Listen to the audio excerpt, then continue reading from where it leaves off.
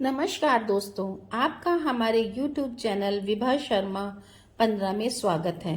आज मैं आपको हरषष्ठी माता की दो बहुत ही सुंदर कहानी सुनाने जा रही हूँ। अगर आपको यह कहानी पसंद आए तो कमेंट बॉक्स में हरषष्ठी माता की जय अवश्य लिखिएगा। साथ ही अगर आपने अभी तक मेरे चैनल को सब्सक्राइब नहीं किया तो सब्सक्राइब कर लीजिए और बेल आइकन पर क्लिक जरूर कीजिए, जिससे हमारे वीडियो के नोटिफिकेशन आपको मिलते रहें। अब सुनिए कहानी। किसी गांव में एक धनवान वैश्य रहता था। उसकी पत्नी बहुत ही उत्तम स्वभाव वाली थी, किंतु उनके पूर्व जन्म के पाप के कारण उनके 6 पुत्र हुए, परंतु उनमें से एक भी पुत्र जीवित नहीं रहा। इससे वैश्य की पत्नी बहुत दुखी हो गई और दुखी होकर वह घर बार छोड़कर वन में चली गई। वन में उन्हें एक तपस्वी मुनि मिले। वैश्य की पत्नी को रोते हुए उन्होंने पूछा, बेटी क्या परेशानी है? तो मुनि के पूछने पर वैश्य की पत्नी ने अपने दुख का कारण बताया। मुनि ने अपने तपस्या के प्रभाव से इंद्रलोक में उनके पुत्र को खोजा, तब वो नहीं मिला।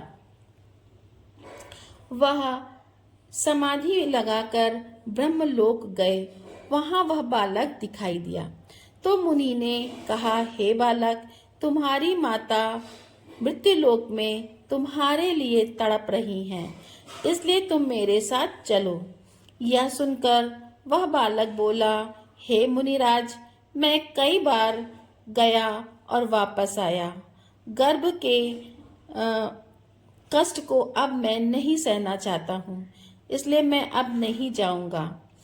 और वह कहने लगा, मुझे अगर वह पाना चाहती हैं तो हरषष्ठी माता का व्रत करें और व्रत के प्रभाव से मेरे उत्पन्न होने पर मेरी पीठ पर पोता से प्रहार करें। तो इस क्रिया से यह सुनकर वैश्य की पत्नी संतुष्ट होकर घर वापस आ गई और समय आने पर उसने हरषष्ठी व्रत किया। व्रत के प्रभाव से वैश्य की पत्नी गर्भवती हुई और उसे एक पुत्र की प्राप्ति हुई।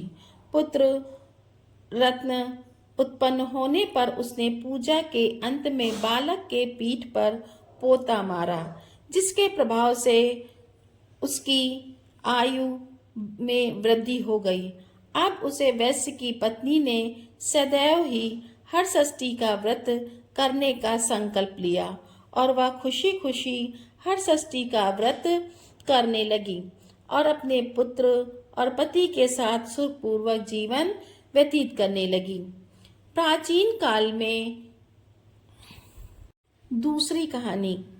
प्राचीन काल में सुभद्रा नाम का एक राजा राज्य करता था। उनकी पत्नी का नाम सुवर्णा था।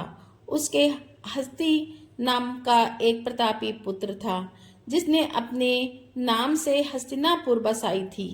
एक दिन राजा का लड़का अपनी दाई के साथ गंगा स्नान को गया।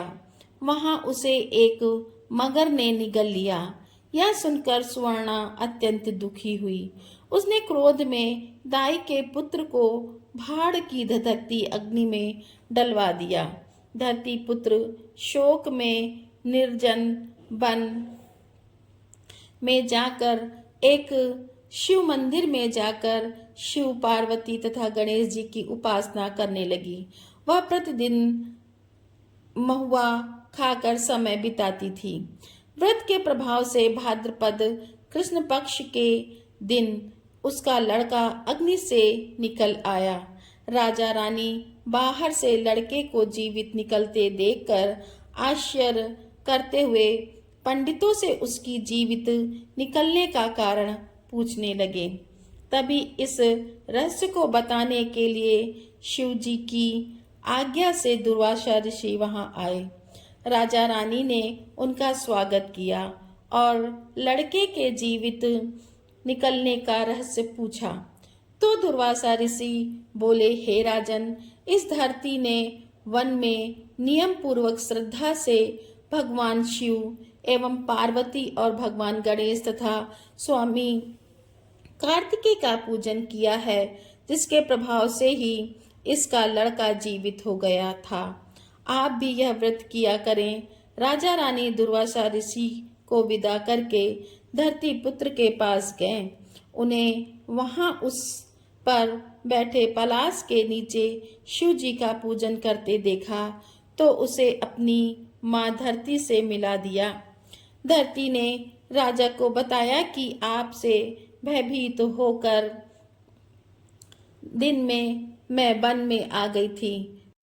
तब से केवल वन में भ्रमण करते हुए भगवान शिव, माँ पार्वती, गणेश जी, कार्तिकेय जी की पूजन में लगी रहती थी।